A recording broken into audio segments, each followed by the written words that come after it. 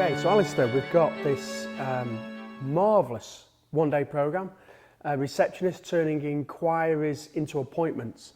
Tell us, why do you think this is so important for receptionists in dental practices to take part in this course?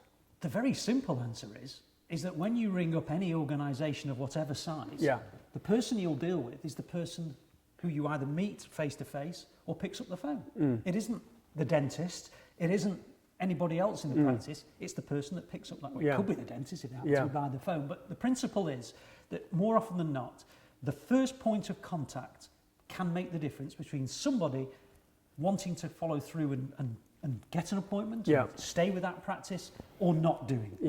And the person that answers the phone or meets whoever it is that comes into the practice for the very first time has a significant role in the future of that individual, whether they will or whether they won't come to that practice again. And if you think of one particular patient making a decision on the basis of that first experience, you only have, you know the old phrase. You only get second chance to make an impression. And if you don't make the right impression, that potential customer, that potential patient is going to go elsewhere. So it's absolutely vital that you realise how important that person who answers the phone, who meets the individual for the first time, how important that is to the whole business.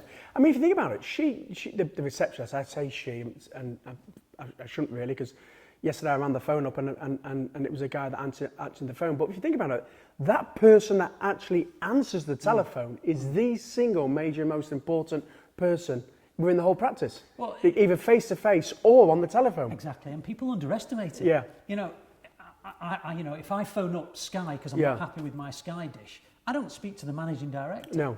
I speak to whoever picks up that phone, and I will come off that phone having had that conversation with whoever's answered my inquiry at Sky, and I will go around saying to people, I don't like Sky, they're this, that and the other. Whereas actually I'm judging the individual who actually answered the phone. It's exactly the same thing. These people who are in this position don't realise, maybe they start to get a bit worried about it if I oversell it, but they are absolutely the key to the business. They are the face of the business, they are the voice of the business. The way they conduct themselves on that first phone call, or even on future phone calls with regular patients, can be the difference between a good and a bad relationship. I was with a dental practice last week, actually doing a mystery shop. The clients asked me to go and do it, and I walked in, I made out as a patient who was interested in teeth whitening. It was quite funny because I see this all the time, and I just went to the desk and I said, I'm interested in having teeth whitening, do you do it? And the receptionist came out and she just launched straight into, there's two ways of doing this. We send it, we're taking the pressure, we send it off to the lab, and then she gave me a leaflet and I'd left, and there's no name, no contact details, no questions to find out what it is that I'm looking for. So I do see the importance. If you think about it, how much do you reckon a patient is worth to a practice? I mean, how much was I potentially worth? If I never walked into that practice, I mean, I might just bought some tooth whitening, but if I stay with the practice for, I don't know, 5-10 years, a bit more treatment, it's going to be a few £1,000s. Well, the truth is, one of the things that we do on the course is we talk about the value of one patient. The hard facts about what one patient could mean to that practice. Even if they just take out a basic dental plan in the first year and we times that by 10 and we come out with a figure. Just that figure alone is likely to be 4 figures.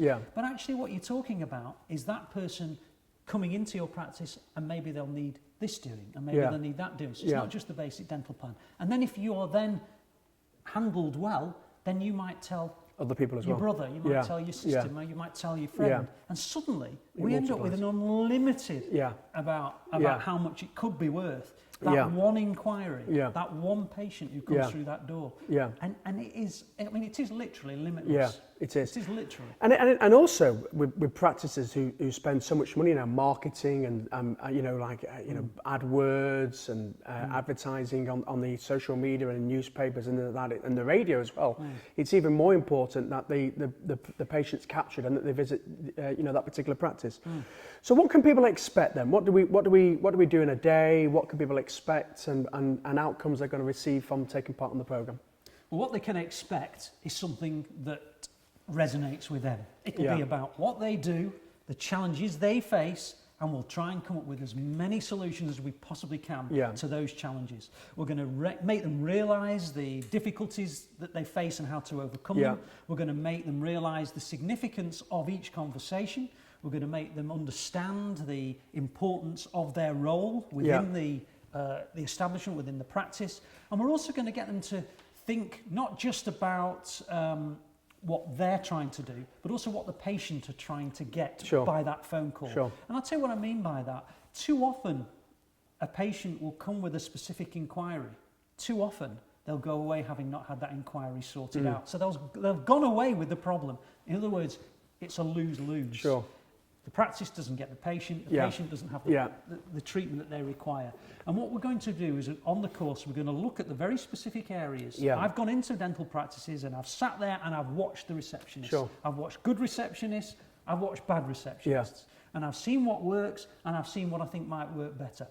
And the reality is that too often, inquiries are not turned into appointments or even future relationships, by basic things like not taking names, not taking details, etc., but also, dare I say it, because they've not listened. So we work on listening. We work on rapport building. We work on all the important relationship building exercises that will turn somebody's inquiry into the beginnings of a very young relationship that will then become a strong relationship further down the line. And they are specific to the people. This isn't just, a general thing. This is specifically tailored for the challenges that receptionists will be facing day to day. It's not a script. We're going to be coaching them to do it naturally. Absolutely. Absolutely. But we know what works. Okay. But at the end of the day, making sure that it's the patient, when they inquire to your practice, make sure the appointment's made for them and nowhere else. So you're really looking at ways of how to stand out from the crowd. That is what we're looking to do. Great. Thanks, Alistair.